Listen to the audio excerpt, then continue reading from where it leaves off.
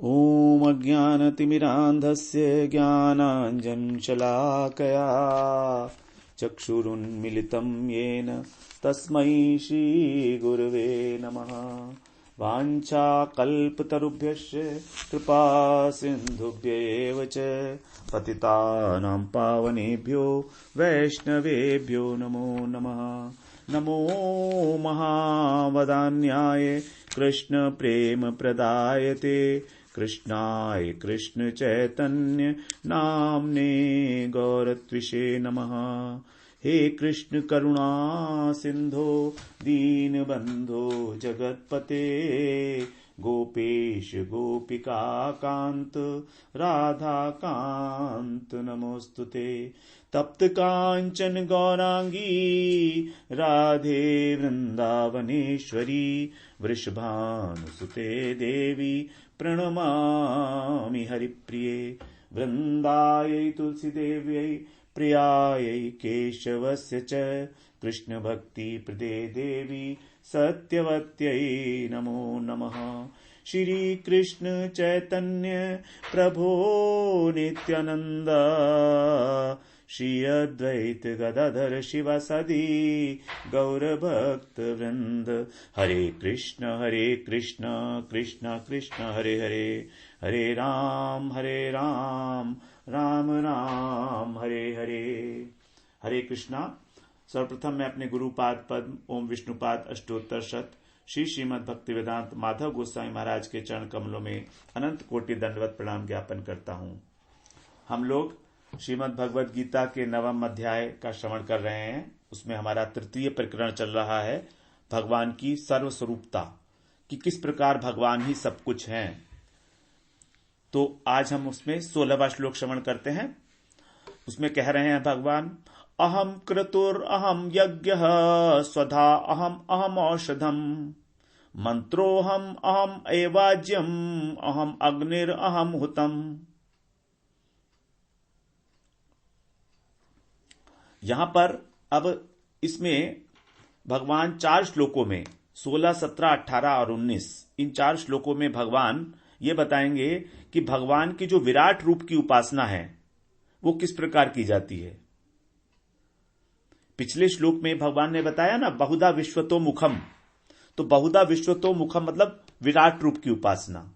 तो भगवान की विराट रूप की उपासना कैसे की जाती है, अर्थात इस जगत की समस्त वस्तुएं किस प्रकार से भगवान का ही रूप है।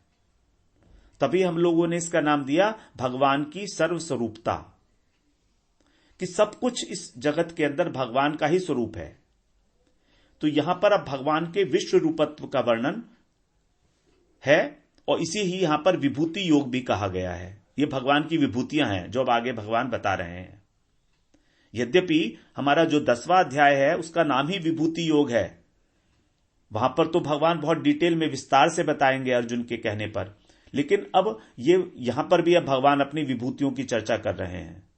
विश्वतो मुखम, जो इससे पहले श्लोक में हम लोगों ने श्रवण किया, बहुधा विश्वतो मुखम, उसी बात को यहां पर आगे 4 श्लोकों में अब भगवान आगे बताने वाले हैं इस प्रकरण में। तो यहां क्या कह रहे हैं, अहम क्रतु, क्रतु मैं हूं। अहम यज्ञ, यज्ञ भी मैं हूं। भगवान यहां पर क्या कह रहे हैं कि क्या क्या हूं मैं। अहम क्रतु, यज्ञ क्रतु मैं हूं, यज्ञ भी मैं हूं, स्वधा भी मैं हूं, औषधि भी मैं हूं, मंत्र भी मैं हूं, और एवाज्यम, एवाज्य मतलब धृत घी, जो उसके अंदर यज्ञ के अंदर डाला जाता है घी, उसको बोलते हैं, और अग्नि भी मैं हूं, और हवन रूपी क्रिया भी मैं हूं। भगवान ने ये जो द्वितीय षष्ठक है हमारा भक्ति योग, इसमें अपनी भक्ति का मुख्य रूप से वर्णन किया है। इस षष्ठक में भगवान ने सबसे अधिक बार अहम शब्द का प्रयोग किया है। अहम, मम, मया, मत इत्यादि, मई, इनका अधिकतर प्रयोग किया गया है, क्योंकि भगवान स्वयं की ओर इशारा कर रहे हैं अब। और भक्ति भगवान की अपनी वस्तु है, इसलिए उसको कहा, इसलिए उसको अपना कह के संबोधित कर रहे हैं भगवान भक्ति की बातों को। और इस श्लोक में अहम शब्द का सबसे अधिक बार प्रयोग हुआ है, 8 बार। मतलब भगवान कह रहे हैं कि सब कुछ मैं ही हूं, कार्य कारण रूप में। जो भी हमें दिख रहा है, जो भी हम सुन रहे हैं, जो भी अनुभव कर रहे हैं, सब कुछ भगवान है। तो 4 श्लोकों में अब हम लोग भगवान की सर्वस्वरूपता का वर्णन श्रवण करेंगे, विश्व रूप का, विश्व रूपत्व का। क्योंकि सब लोगों की अपनी अपनी रुचि है, अपने अपना श्रद्धा विश्वास है, तो उसके अनुसार ही इस संसार की सारी वस्तुएं भगवान ही भगवान हैं।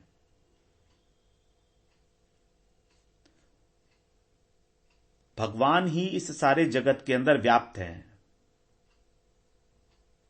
मयि सर्वम इदम प्रोतम सूत्रे मणिगणाइव। जिस प्रकार की मणि के अंदर एक माला पिरोई होती है, माला के धागे में, सूत्र में मणियां पिरोई होती हैं, उसी प्रकार से ये सारा का संसार भगवान के अंदर ओतप्रोत है। मयि सर्वम इदम प्रोतम मतलब ओतप्रोत है ये संसार। सूत्रे मणिगणाइव, जिस प्रकार की सूत्र में मणि होती है। तो मतलब भगवान के अतिरिक्त और कोई द्वितीय वस्तु है ही नहीं। तो अहम क्रतु का क्या मतलब है यहां पर? जो यज्ञ, देखिए, जो यज्ञ वैदिक रीति से किया जाता है संकल्प लेकर, उसको कहा जाता है क्रतु। जो यज्ञ वैदिक रीति से, वेदों के अनुसार संकल्प लेकर किया जाता है, उसको क्रतु कहा जाता है। तो जितने भी श्रौत कर्म हैं वो सब क्रतु में आएंगे। जैसे अग्नियोष्ट होम इत्यादि होते हैं। क्रतु शब्द का भगवान वेदों में अनेक प्रकार से वर्णन किया गया है। क्रियते इति क्रतु, क्रियते इति क्रतु अर्थात जो भी किया जाता है उसे क्रतु कह सकते हैं। छांदोग्य उपनिषद में क्रतु का अर्थ बताया संकल्प, अर्थात जो कुछ भी संकल्प पूर्वक वैदिक परंपरा के अनुसार किया जाए वही है क्रतु। और वेदों के 6 अंग बताए हैं: शिक्षा, कल्प, छंद, व्याकरण, निरुक्त और ज्योतिष। वेदों के 6 अंग हैं: शिक्षा, कल्प, छंद, व्याकरण, निरुक्त और ज्योतिष। मतलब वेदों को पढ़ने के लिए इन 6 अंगों का ज्ञान आवश्यक है, तभी वेद पढ़ने की योग्यता प्राप्त होगी। और निरुक्त में इस बात का वर्णन किया गया है कि प्रत्येक शब्द जो वेद में कहा गया है उसकी व्युत्पत्ति क्या है, उस शब्द का निश्चित रूप से अर्थ क्या निकलता है, वो निरुक्त के अंदर बताया है। और निरुक्त में क्रतु शब्द के 2 अर्थ बताए गए हैं।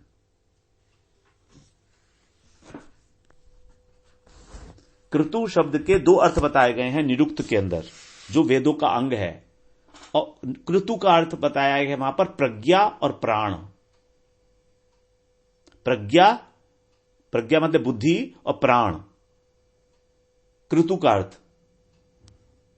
और ये दोनों ही क्या है? उपाधियां है। ये हमारा सूक्ष्म शरीर जो है, हमारा सूक्ष्म शरीर, उसके अंदर है मन, बुद्धि, अहंकार और चित्त।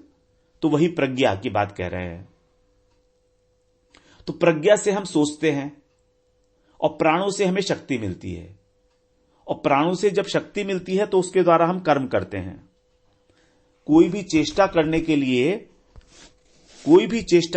लिए शक्ति की आवश्यकता है।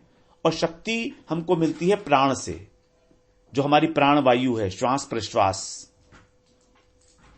यही प्राण हमारे अंदर, हमारे शरीर में 5 प्रकार से कार्य करता है। प्राण वायु 5 प्रकार से कार्य करती है: प्राण, अपान, समान, उदान और व्यान। तो जितनी भी क्रियाएं हो रही हैं, जितनी भी चेष्टाएं हो रही हैं हमारे शरीर के अंदर और हमारी इंद्रियों के द्वारा, वे सब प्राण के द्वारा संपादित होती हैं।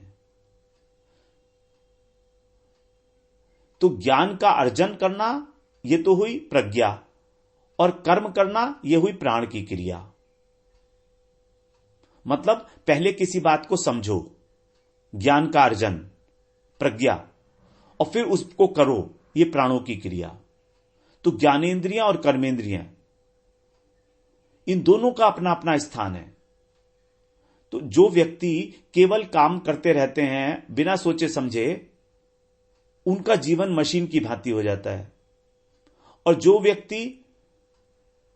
व्यक्ति समझते तो हैं, प्रज्ञा का तो इस्तेमाल करते हैं, लेकिन कोई काम करते नहीं, वे निष्क्रिय हो जाते हैं। तो इस प्रकार भगवान यहां पर कह रहे हैं क्रतु का मतलब है प्रज्ञा और प्राण। मतलब प्रज्ञा और प्राण, इन दोनों को जो शक्ति देने वाले हैं वो स्वयं भगवान है।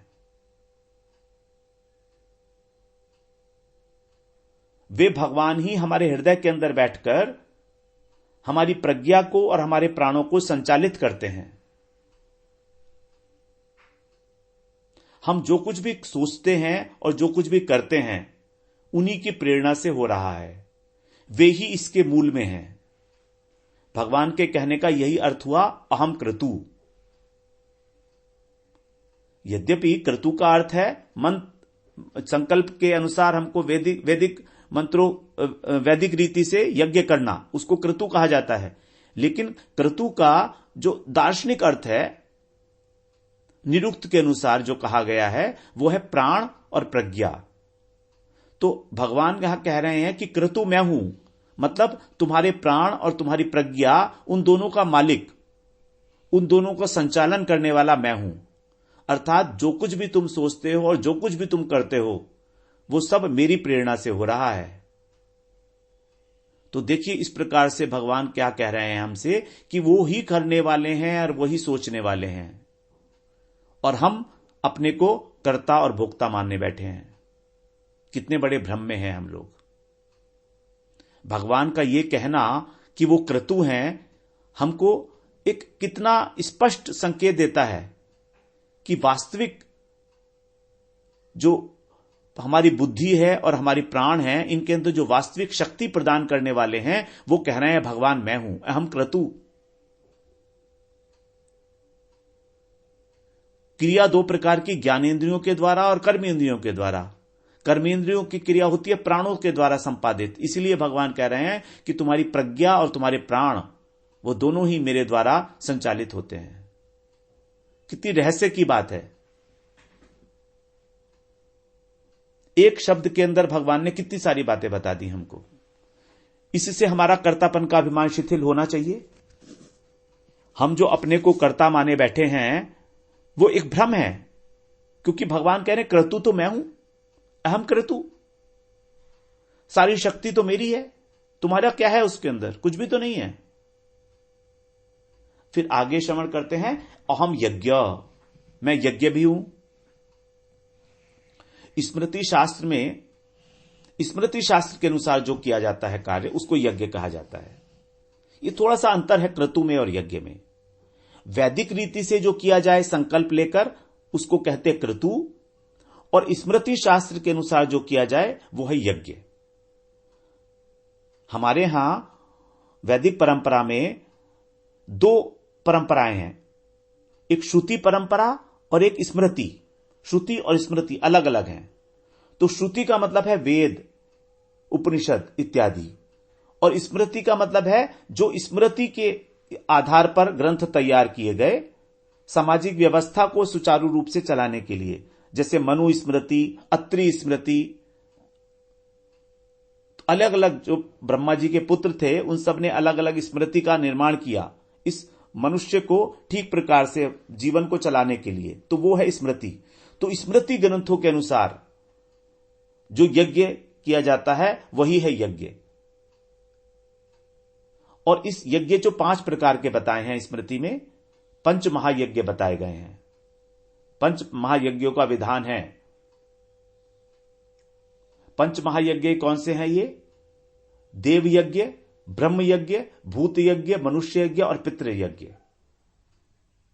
प्रत्येक श्रेष्ठ कर्म को यज्ञ कहा जाता है,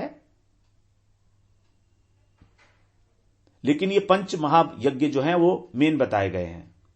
देव यज्ञ, ब्रह्म यज्ञ, भूत यज्ञ, मनुष्य यज्ञ और पितृ यज्ञ। इसके अतिरिक्त एक है हमारी वैश्व देवादि यज्ञ। तो हम लोग अब बात करते हैं ये 5 प्रकार के यज्ञ जो हैं इनका क्या प्रभाव है, इनका क्या अर्थ है। देव यज्ञ का मतलब क्या है? जैसे अग्निहोत्र इत्यादि करते हैं, देवताओं का पूजन, देवताओं का ऋण जो हमारे ऊपर है उसका शोधन करने के लिए देव यज्ञ किया जाता है। इससे वातावरण तो शुद्ध होता ही है और देवताओं को भी पुष्टि मिलती है। जो ब्रह्मा जी ने आज्ञा दी थी प्रजा को क्रिएट करके कि तुम देवताओं को पुष्ट करो और देवता तुम्हें पुष्ट करेंगे, आपस में इस एक दूसरे का इस प्रकार से आप लोग जो है उन्नति में सहायक हो, एक दूसरे की उन्नति करो। तो हम लोग जब यज्ञ करते हैं तो देवता लोग हमको वर्षा वगैरह ये प्रोवाइड करते हैं, सब अग्नि देवता, वायु देवता, इंद्र देवता। यह है देव यज्ञ। दूसरा है हमारा पितृयज्ञ। पितृयज्ञ का मतलब है श्राद्ध इत्यादि करना, तर्पण करना, पितरों की प्रसन्नता के लिए बड़ों की सेवा करना, आज्ञा पालन करना, माता पिता का, गुरुजन का, यह भी पितृयज्ञ है। फिर है तीसरा भूत यज्ञ। भूत यज्ञ का मतलब है पशु पक्षी कीट पतंग इनके ऊपर दया करना, इनको खिलाना, पानी पिलाना। भूत यज्ञ में बलि वैश्व देव यज्ञ का भी विधान है वेदों में, शास्त्र उसमें स्मृति में। यह भूत यज्ञ है क्योंकि इनका भी ऋण है हमारे ऊपर सबका। फिर ब्रह्म यज्ञ। ब्रह्म यज्ञ क्या है? सुबह को 3 बार सुबह को नहीं 3 बार दिन में संध्या वंदन करना, यही है ब्रह्म यज्ञ। स्वाध्याय करना शास्त्रों का, 3 बार संध्या करना ही ब्रह्म यज्ञ है। उसके बाद है हमारा आगे मनुष्य यज्ञ अथवा अतिथि यज्ञ। अतिथि यज्ञ, अतिथि को संत महात्माओं को भोजन कराना, उनसे ज्ञान प्राप्त करना। ये 5 प्रकार के पंच महायज्ञ बताए गए हैं। और मनुस्मृति में कहा गया है कि एक सदगृहस्थ को ये 5 यज्ञ करने चाहिए प्रतिदिन। तो जो भी सेवा की जाती है, किसी की भी कोई सेवा अगर की जाती है, जैसे अगर किसी को हमने 1 गिलास पानी भी पिलाया, किसी को गर्मी लगी है तो उसको पंखा झल दिया, किसी दुखी व्यक्ति को प्रेम से समझाया, आश्वासन दिया, गरीब को अन्न देना, रोगी को दवाई देना, परमार्थ की बात समझाना, अन्न वस्त्र इत्यादि से, तो ये सब ही एक प्रकार का यज्ञ है। हम लोग अन्न और वस्त्र तो केवल 1-2 लोगों को ही दे सकते हैं ना, लेकिन हम एक अकेले हजारों लोगों को भगवत ज्ञान दे सकते हैं, भगवत प्रेरणा दे सकते हैं, भगवान के विषय में बता सकते हैं, उनको भक्ति के अंदर प्रवृत्त कर सकते हैं। तो ये जो ज्ञान यज्ञ है, इस प्रकार से भगवान का तत्व ज्ञान देना, लोगों को भक्ति में प्रवृत्त करना, यह भी एक प्रकार से यज्ञ है। तो इस प्रकार से एक दूसरे की सेवा करना ही यज्ञ है। अब सेवा के अंदर हम लोग अधिकतर अपने मन से किसी की सेवा करना चाहते हैं, अपने मन से कि मेरा ऐसा मन कर रहा है, मुझे ऐसा अच्छा लगता है तो मैं उसको ऐसा दूंगा।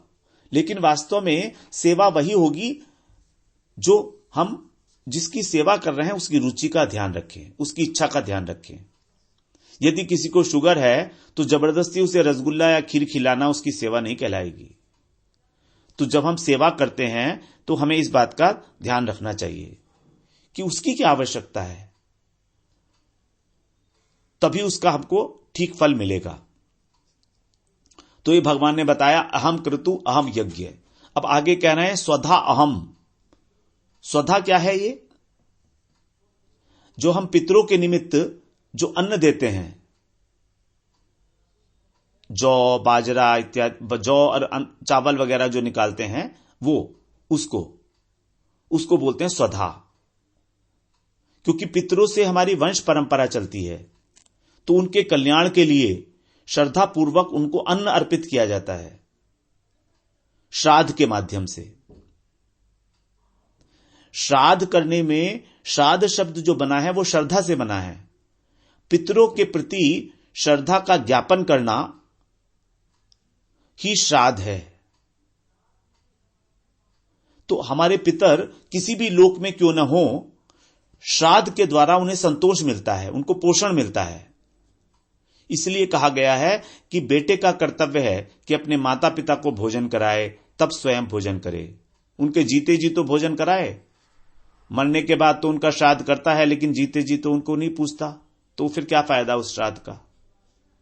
जीते जी तो मां बाप को पूछते नहीं है, और बाद में फिर भोजन करा रहा है, बहुत बड़े बड़े फंक्शंस कर रहा है श्राद्ध में, तो उसका क्या उपयोग है।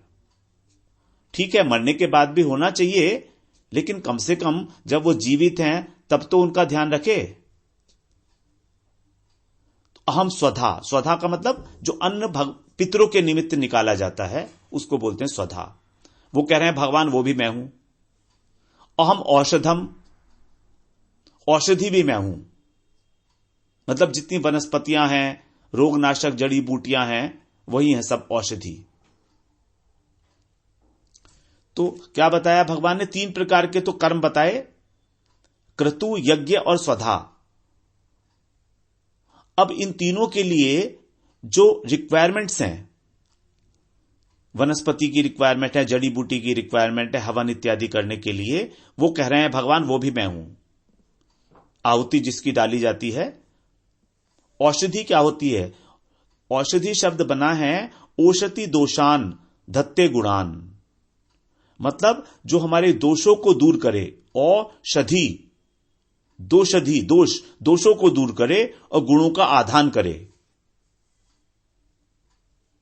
गुणों का आधान करे और दोष को दूर करे, वही है औषधि। जैसे तिल है, जौ है, ये सब भगवान कह रहे हैं ये भी मैं हूं। औषधियों से ही अन्न की उत्पत्ति होती है।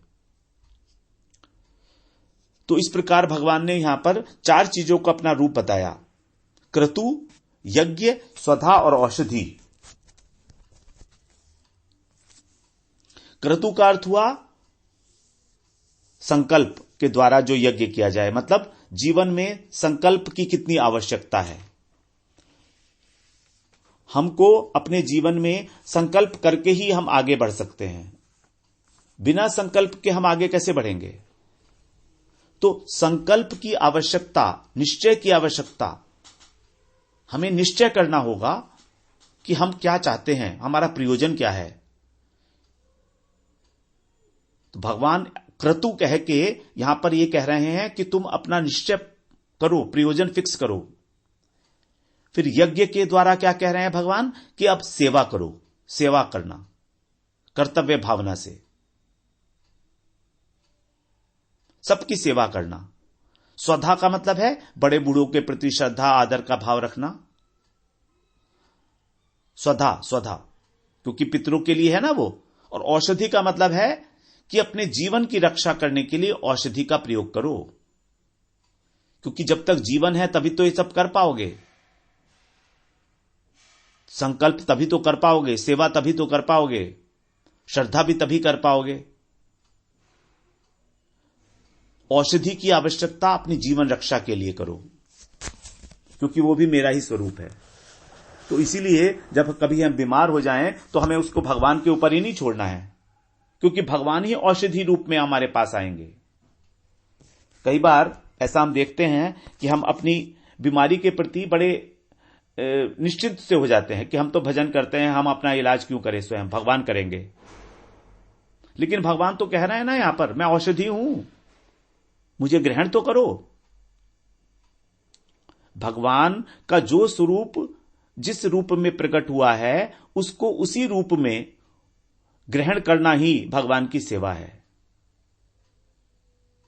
जब भगवान कह रहे हैं कि मैं ही औषधि हूं, जड़ी बूटी हूं, तो उस औषधि को ग्रहण करना ही भगवान की सेवा है। भगवान में अपने संकल्प को, अपनी बुद्धि को लगाना, अपने प्राणों को लगाना, सेवा करना। सेवा का मतलब प्राण, प्राणों से होती है ना सेवा, चेष्टा। तो प्राणों को लगाना, ये सब भगवान के लिए है। श्रद्धा रखना, स्वधा का मतलब श्रद्धा, और औषधि का मतलब औषधि सेवन करना। जीवन निर्वाह के लिए यदि हमको कोई बीमारी हो गई है, कुछ तकलीफ है, तो हमको दवाई लेनी चाहिए, औषधि लेनी चाहिए, क्योंकि वो भगवान का स्वरूप है। यदि हम नहीं लेते हैं तो भगवान की अवज्ञा है वो। हम कह दें कि नहीं, हम तो भजन करते हैं, हम तो किसी प्रकार की दवाई नहीं लेंगे, ऐसा नहीं चल पाएगा हमारे साथ। अपना दुराग्रह को त्याग कर देना चाहिए इस मामले में। बड़े बड़े आचार्यों ने भी औषधि सेवन किया है। हां, कुछ संत जरूर हैं ऐसे जो बिल्कुल विरक्त संत हैं, हम उनकी बात नहीं कर रहे हैं, क्योंकि वो तो बिल्कुल एक अलग स्तर की बात है उनकी। लेकिन एक साधारण पुरुष के लिए औषधि का सेवन करना भगवान की ही सेवा है, क्योंकि भगवान का ही स्वरूप है। मंत्रो अहम, अब यहां पर कह रहे हैं भगवान मंत्र भी मैं ही हूं। ये तो ठीक है, मंत्र तो है भगवान, शब्द ब्रह्म के रूप में मंत्र हैं भगवान। जिन मंत्रों के द्वारा यज्ञ संपन्न होता है, वो मंत्र का जो स्वरूप है वो भी भगवान ही है। जो साधकों के द्वारा अनेक अनेक प्रकार के मंत्र होते हैं, गुरु प्रदत्त मंत्र जो है वो क्या है? गुरु का स्वरूप है। भगवान जब गुरु हमको मंत्र देते हैं तो मानो वो स्वयं को दे देते हैं। मंत्र गुरु का स्वरूप है और गुरु भगवान का स्वरूप है, तो इस प्रकार से मंत्र जो है वो भगवान का स्वरूप हो गया। और जिस मंत्र का हमको जाप बताया कहा जाता है करने के लिए, वो हमेशा गुप्त रहना चाहिए। ऐसा बोलते हैं कि मंत्र वही मंत्र है, वही फलदायी है जो केवल 4 कानों तक सीमित होगा। Only 4 years. 4 ईयर्स क्यों? 2 कान गुरु के और 2 कान शिष्य के, बस। यदि मंत्र 6 कान में पहुंच गया तो मंत्र की जो शक्ति है वो कम हो जाती है। षट कर्णों भिद्यते मंत्र। 6 कर्णों, 6 कर्ण में यदि मंत्र चला गया तो भिद्ध हो गया, छेदन हो गया, उसकी शक्ति नाश हो गई। इतना गुप्त रखने के लिए कहा गया है मंत्र को। मंत्र का मतलब है मंत्रणा करना, और मंत्रणा तो गुप्त रूप से की जाती है ना, पब्लिक में तो मंत्रणा नहीं की जाती। राजा अपने मंत्रियों से मंत्रणा करता है, सलाह मशवरा करता है, स्ट्रेटजीज बनाता है अपने राज्य को ठीक तरह से चलाने के लिए, तो सब गुप्त रूप से की जाती है। इसीलिए जो मंत्री होते हैं उन सबको शुरू में गोपनीयता की शपथ दिलाई जाती है। गोपनीयता की शपथ दी जाती है उनको। तो जो गुप्त परिभाषण है, आपस में जो गुप्त चर्चा है, उसी को कहा जाता है मंत्र। अथवा मनन करके जो हमारा त्राण कर दे, वो भी मंत्र कहा है। मनन करके जो हमारा त्राण करे, त्र माने त्राण करना, मनन, मन माने मनन करना, तो मन के द्वारा जो मनन करके हमारा त्राण कर दे, उसको भी मंत्र कहा गया है। और मन को मारने के लिए मंत्र का प्रयोग होता है। मन को मारना है हमें और भगवान में लगाना है। हमें मन को प्रबल नहीं बनाना। और मंत्र वही होना चाहिए जो हमें गुरु प्रदान कर रहे हैं। अपनी मर्जी से कोई मंत्र नहीं सेलेक्ट करना हमको, उसका कोई असर नहीं है। उसका कोई असर नहीं है। जो मंत्र पब्लिक में डिस्ट्रीब्यूट किए जाते हैं वो मंत्र फलदायी नहीं होते हैं। जिसको जैसा रुचि हो वो वैसा मंत्र ले ले, ऐसा नहीं होता। मंत्र गुरु ही देता है, गुरु ही दे सकते हैं और कोई नहीं दे सकता। और वो केवल शिष्य को देंगे, अपने शिष्य को मंत्र देते हैं वो। तो गुरु से ही मंत्र लेना चाहिए हमको। तो ये भी कह रहे हैं भगवान मैं ही हूं। तो हम इसी चर्चा को आगे कंटिन्यू रखेंगे। वांछा कल्पतरुभ्यश्च कृपा सिंधुभ्य एव च पतितानां पावनेभ्यो वैष्णवेभ्यो नमो नमः।